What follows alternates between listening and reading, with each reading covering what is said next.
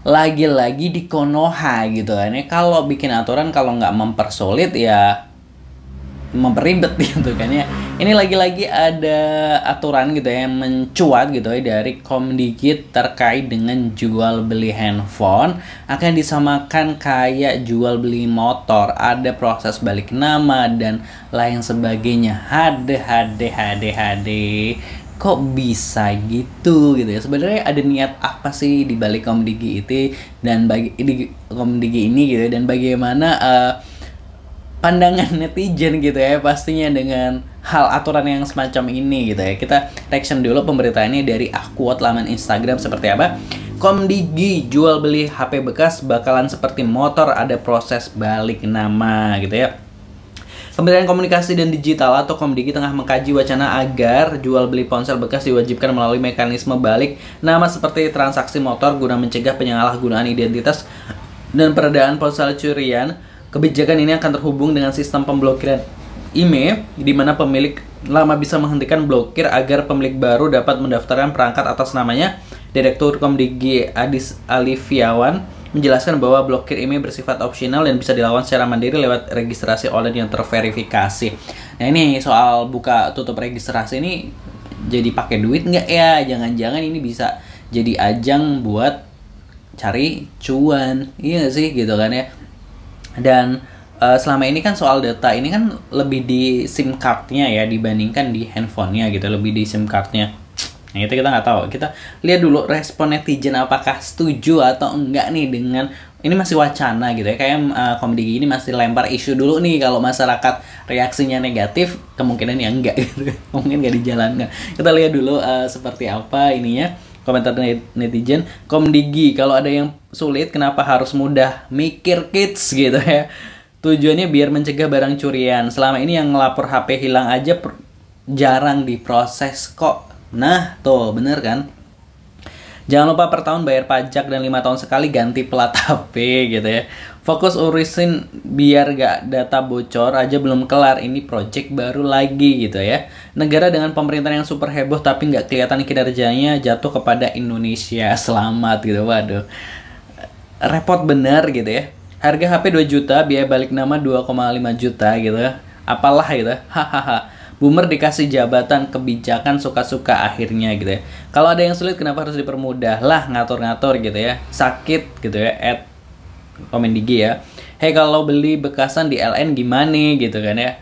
UUP ini mah ujung-ujungnya pajak gitu ya. Ya itu ujung-ujungnya duit kayak. Komdigi bubarin aja dah, nyusahin gitu ya. Atasi spam atau scam pinjol dulu gitu. Ganggu banget gitu ya. Kementerian dan kebijakan paling nyusahin jatuh kepada gitu, gitu. Kebijakan yang menyengsarakan rakyat, ada aja gebrakan ribetnya gitu ya.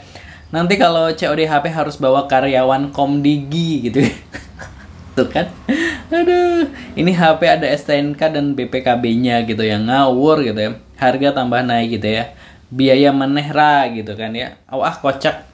Jaga identitas aja nggak becus, setiap hari nomor gue aja di WA sama SMS random gitu, ribet bayar lagi toh gitu ya. Kenapa tidak sekalian speaker, radio, baju, dompet, celana dan lain-lain semuanya dibuat gitu gitu ya. Walah gitu ya. Ruwet gitu ya, tidak berbobot, ribet. Tak lama lagi pemilik HP mesti ada BPKB gitu ya. Makin kesini makin kesana, cuan gitu ya. Untung tonggoku gak ono sing kerja Komdigi nih, ono wes gelut ngamuk wes gitu ya. Saya pakai HP sekali pakai, ini sombong banget ya, dan biayanya gitu.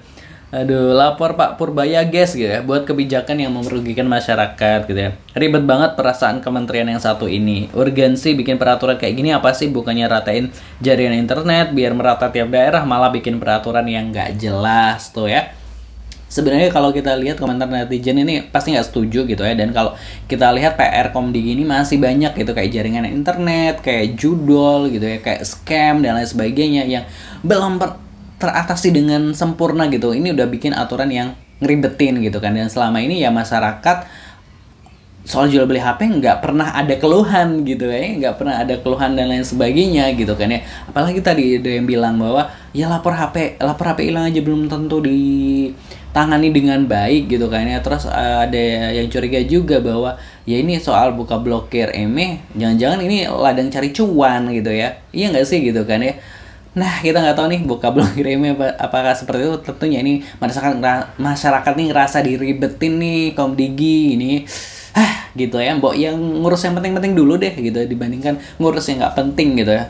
Kalau menurut Positive People ini gimana? Setuju nggak dengan aturan Komdigi ini? Tulis emosinya gitu kalau kolom komentar. Gue sih emosi banget ya baca aturan itu ribet gini. Tulis di kolom komentar, jangan lupa subscribe. Terima kasih. Wassalamualaikum.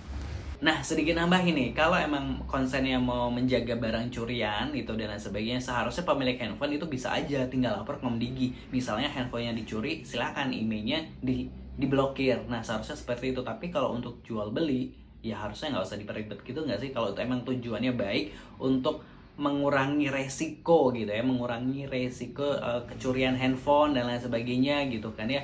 Nah, itu mungkin orang bisa request, tolong email gue di blokir aja karena handphonenya hilang misalnya kan kayak gitu, bener nggak sih gitu, dibandingkan kalau orang mau jual beli handphone gitu kan harus blokir email. Nah itu kan bisa aja jadi ladang cari cuan gitu, karena pasti kan kalau request buka email kan ada uangnya nggak sih gitu. Nah curiganya sih ke situ sih ya, kita nggak tahu sih, kita lihat aja nanti. Kalau menurut Positive People gimana, terus komentar, jangan lupa subscribe.